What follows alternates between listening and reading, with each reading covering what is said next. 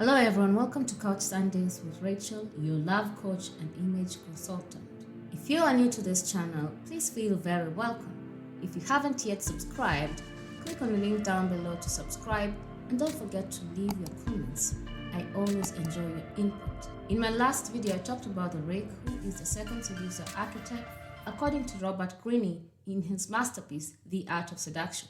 This book is a must-read and on the top of my Goodreads. I gave you the rake's characteristics, his potential to seduce any woman, and the masses. The ideal lover is the third seducer archetype. This content is for those who seek to find themselves and know their seducer archetype in order to seduce effectively. My content is also for those who seek relationship advice and for those who seek to evolve. Most people have dreams in their youth that get shattered or worn down with age. They find themselves disappointed by people, events, reality, which cannot match their youthful ideas. Ideal lovers thrive on people's broken dreams, which become lifelong fantasies. The ideal lover reflects your fantasy. He or she is an artist in creating the illusion you require, idealizing your portrait. In a world full of disenchantment and baseness, there is limitless seductive power in following the path of the ideal lover. There are two ideal lover types, the romantic ideal and the beauty ideal. In The Art of Seduction by Robert Greene, Giacomo Casanova is given as an example of the romantic ideal.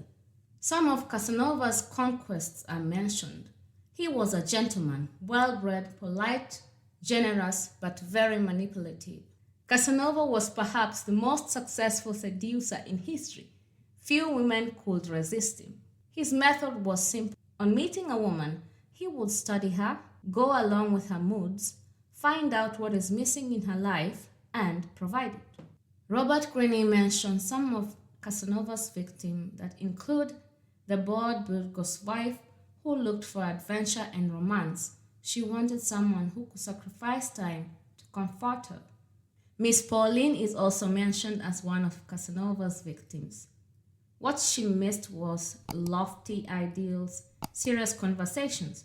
She wanted a man who could treat her like a lady. Casanova provided that. For Ignacio, another example, she missed suffering and torment in her life. Her life was too easy. To feel truly alive and to have something to confess, she needed to sin. Once she fell under Casanova's spell, a little calculation sealed the ideal. For example, a day among the rats or the story of him falling off the horse. The ideal lover is rare in the modern world, for the role takes time and effort. You will have to focus intensely on the other person, fathom what he or she is missing or what he or she is disappointed by. People will reveal this in subtle ways, through a gesture or a look in the eye or tone of voice. By seeming to be what they lack, you fit in their ideal. Giacomo Casanova's love life is the stuff of a legend. By his own count, he had 122 lovers, but whether he truly loved them all, well, that's another story. They fell in love with him, they never felt like that before, and they couldn't imagine feeling like that again. The beauty ideal is mentioned in The Art of Seduction by Robert Greene as the second ideal lover type. Jeanne Poisson, who later became Madame de Pompadour, a genius in seduction, understood Louis XV. His obsession with pretty young women indicated that he was looking for a lasting kind of beauty. Her first step was to cure his incessant bouts of boredom. Madame de Pompadour had many skills and talent, and just as important, she deployed them so artfully that Louis XV never discovered their limits. Once she had accustomed him to more refined pleasures, she appealed to the crushed ideals within him. In the mirror she held up to him, he saw his inspiration to be great, a desire that, in France, inevitably included leadership in culture. His previous mistresses tickled his sensual desires. In Madame de Pompadour, he found a woman who made him feel greatness in himself, she was irreplaceable. Most people believe in themselves to be inwardly greater than they outwardly appear to the world. They are full of unrealized ideals. They could be artists, thinkers, leaders, spiritual figures, but the world has crushed them, denied them the chance to let their abilities flourish. This is the key to their seduction and to keeping them seduced over time. The ideal lover knows how to conjure this magic. Make your victims feel elevated, spiritual, appeal to their better selves, and a higher standard of beauty. Each of us carries inside us an ideal, either what we would like to become or what the other person has to be for us. This ideal goes back to our earliest years, to what we once felt missing in our lives, what others could not give us, or what we could not give ourselves. Maybe we were smothered in comfort and are now looking for danger and rebellion. If we want danger and it frightens us, perhaps we look for someone who is at home with it. Or perhaps our ideal is elevated. We want to be nobler and kinder. Our ideal is something we feel missing inside up. Our ideal may be buried in disappointment, but lurks underneath, waiting to be sparked. If another person seems to have the ideal quality or the ability to bring it out of us, we fall in love. The key to following the path of the ideal lover is the ability to observe. Ignore your target's words and conscious behavior.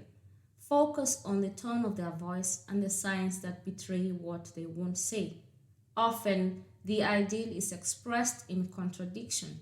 Louis XV seemed to care only about chasing deer and young girls, but in fact, that covered up his disappointment in himself. He yearned to have his nobler qualities flattered. We live in a world where everything must seem elevated and well-intentioned.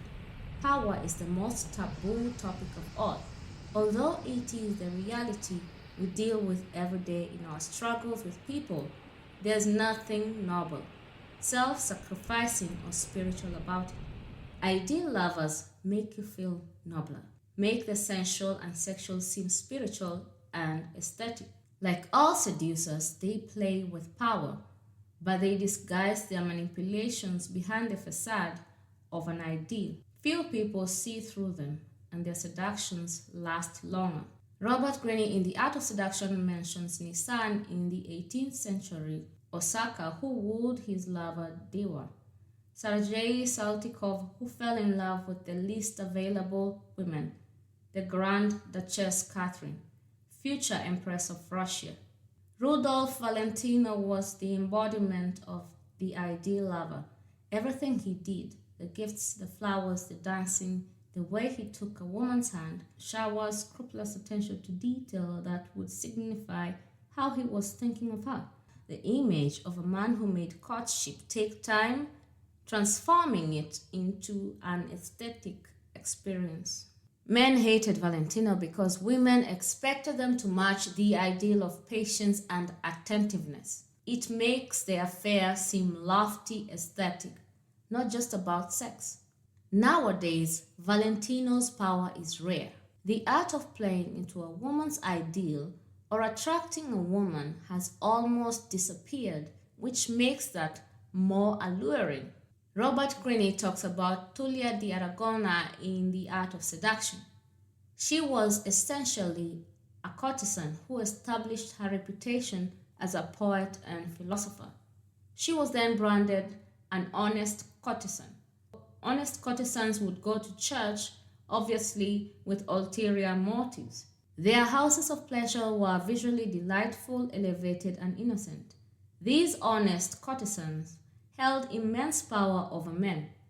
The key is ambiguity, to combine the appearance of sensitivity to the pleasure of the flesh with an air of innocence, spirituality, and poetic sensibility. The dynamics of the ideal lover have limitless possibilities, not all of them erotic. In 1798, when Talleyrand was the French foreign minister, He hosted a party in Napoleon's honor. Till his death, Napoleon remembered this. The talks during this party sparked a glint in Napoleon's eyes, and indeed, a few years later, he gave himself the title of emperor, a move that only made Talleyrand more powerful. The key to Talleyrand's power was his ability to fathom Napoleon's secret ideal, his desire to be an emperor and a dictator. Talleyrand had simply held up a mirror to Napoleon and let him glimpse that possibility. People are always vulnerable to insinuations like this, which stroke their vanity, almost everyone's weak spot. Hint at something for them to aspire to, reveal your faith in some untapped potential you see in them, and you will soon have them eating out of your hand. John F. Kennedy benefited by applying this skill on a mass scale to an entire electorate. He created a Camelot aura around himself. Many Americans felt that with the wealth and comfort in the late 1950s had come great losses.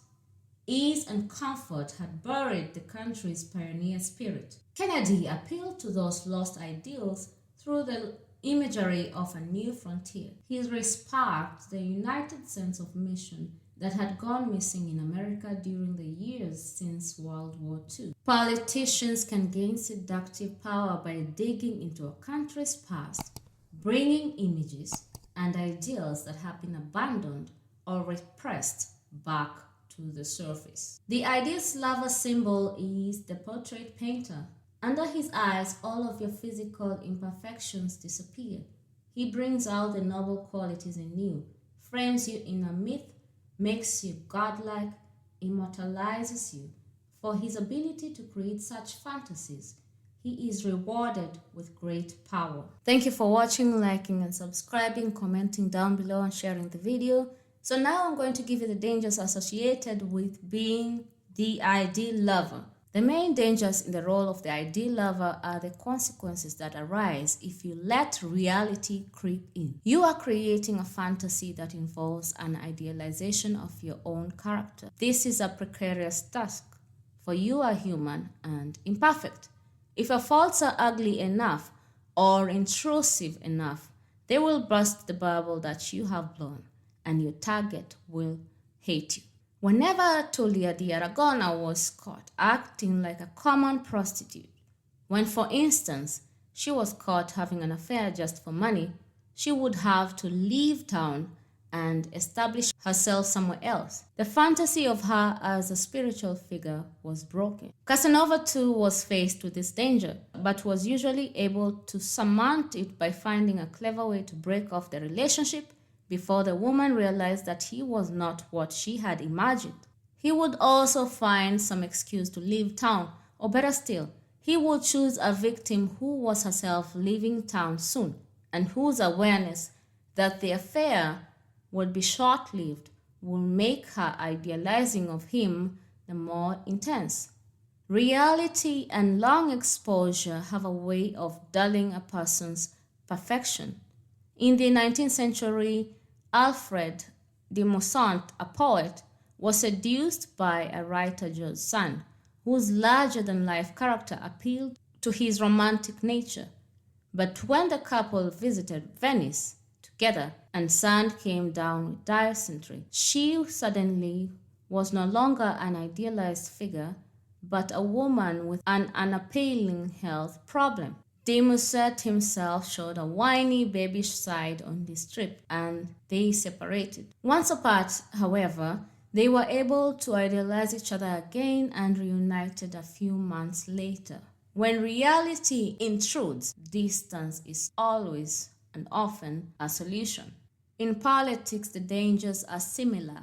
Years after Kennedy's death, a string of revelations, for example, his incessant sexual affairs, his excessively dangerous brinkmanship style of diplomacy belied the myth he created. His image has survived the astonishing. Poll after poll shows that he is still revered. Kennedy is a special case. perhaps, in that his assassination made him a martyr, reinforcing the process of idealization that he had already set in motion. But he is not the only example of an ideal lover whose attraction survives unpleasant revelations. These figures unleash such powerful fantasies, and there is such a hunger for the myths and ideals that they have to sell, that they are often quickly forgiven. Still, it is always wise to be prudent and to keep people from glimpsing the less than ideal side of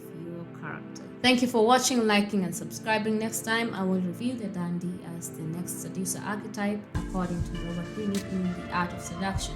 I hope you will leave your comments and likes, dislikes, share the video, and I will see you next time.